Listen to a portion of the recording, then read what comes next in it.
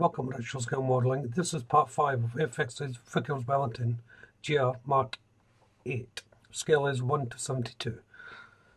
So part 5 will be carrying on with the build where I left off, working with the tail and rudder. So let's jump into this and see how well I'm getting on. To begin with, I'm fitting the tail rudder. As you can see, the location points right at the top there is a very simple fit. The rudder then just gets pushed onto the back of it. Then it's onto the flaps for the tail wings. For some reason, I didn't paint them while they were in place, so I'm just painting them in now. So the paints I'm using for this are Umbro's 123 Extra Dark Sea Grey. That's for the darker colour. And the lighter colour is Umbro 224 Dark Slate Grey for, as I said, the lighter colour. Onto the engine, and I'm masking off with Tamiya 2mm masking tape curve, the colour 56 aluminium by Umbro, and there's just a thin line of this colour around the rim. So as I say, I'm just masking it off before I paint in the main colour.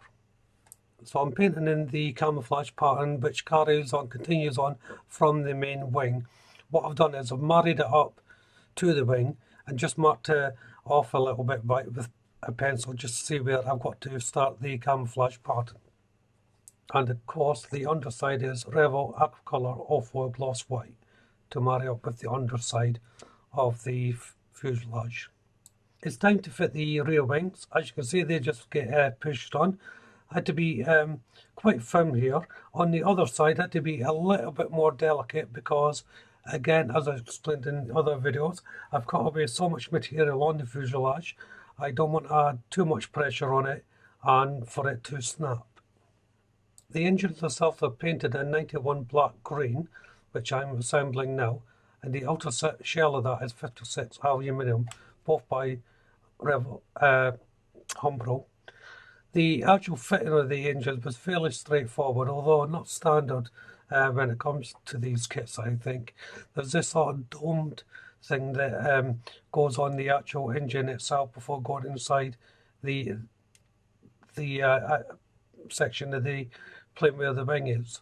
There is a cap piece that the instructions say place inside the fuselage, the wing fuselage, before placing the engine on. I found it better to place it on the engine first, then pushing it all onto the wing. And once that was in, then I was able then to put the engine cowl directly onto it. Needed a bit firmly pushed in, like most of these things on this kit, but it goes on quite well. So once that's dry, I can then go back to the tail and rudder and paint in the camouflage. And then once that was done, I was finally able then to attach the wings, I should say. And the same principle with the rear wings, with the pressure going on to it. I had to hold these for about a minute before moving on. As you can see there, I was putting a little bit of pressure on it, and the fuselage was popping in slightly, so I had to be very careful at this point. But I should stress, this has nothing to do with the kit. This is because of the modifications I made to the fuselage. This is why it's a little bit soft. Otherwise, the wings would have fitted perfectly. They do fit anyway, but I had to be more careful.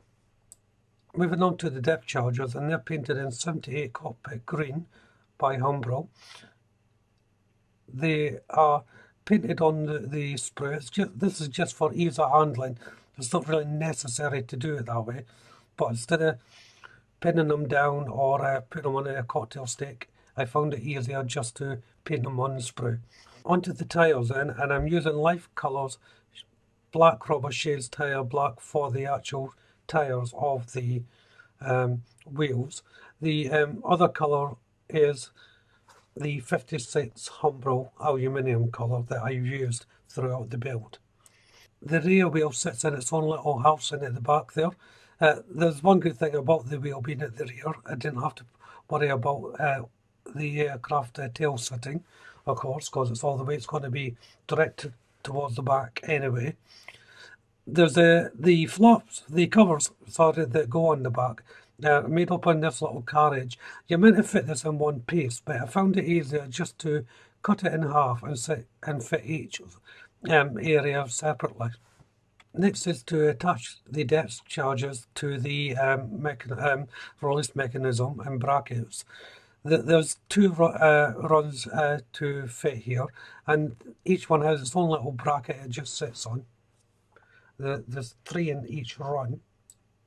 And once they're about dry, it's just a simple case of placing them right down the centre of the bomb bay compartment. Each one has its own little bracket to guide it in.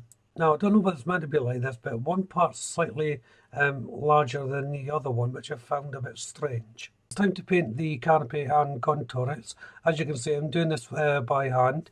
The colours I'm using are matching whatever colour is on the outside of the fuselage, so it could be the dark green or the white, and so on. Now, if you prefer, these can be masked off to be painted, if you prefer it this way. I prefer to paint them free-handed, then just use a cocktail stick to rub away any mistakes. It all depends how well defined the actual framework or the canopy is. I'm using Humbrol 85 Coal Black for the gun here, and for the rest of the gun I'm using 56 aluminium by Humbrol. So it's a very basic paint setup. The assembly is fairly easy as well, although delicate.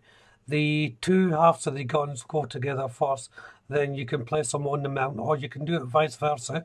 You can place each half on the mount before closing everything up. It's all down to personal choice, really. I prefer to do it off the mount than just get them in place. And so it takes a bit of perseverance because the contact points are not large. However, they look quite effective once they're actually made up. So while that's drying, it's time to place on the parts on the undercarriage. First of all, the wheels will go in. They just simply pop on.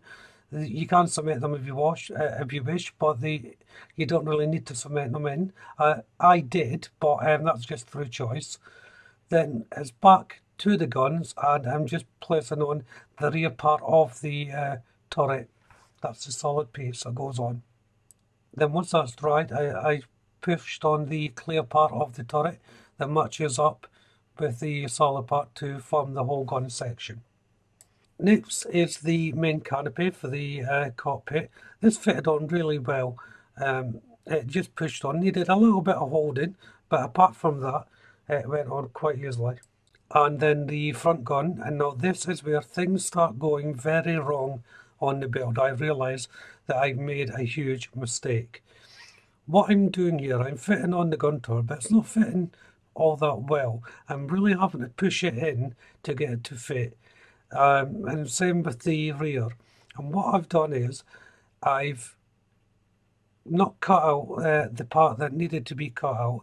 So I'm placing on variant B onto variant A. Same with the canopy at the bottom there. I just cannot get it to fit. This is because the nose section should have been cut off on the actual fuselage itself. For the other parts of the canopy fitted beautifully. This little dome shape here was easy enough to place on. It's onto the props, and the base colour is 24 Trainer Yellow before placing on the 85 Coal Black for the main prop itself. Again, you can use a bit of masking tape to tape off the line if you wish, but I just do this by eye. So it's time to fit more clear parts. Now at this stage, I know there's something wrong with the front and rear turrets, and I'm just trying to figure out what it is, but I'm just carrying on with the build, just to see if a solution will come to me. And this is where I'll leave part 5. So if you haven't done so already, why don't you check out the channel for my other builds. If you subscribe to the channel, hit that notification bell.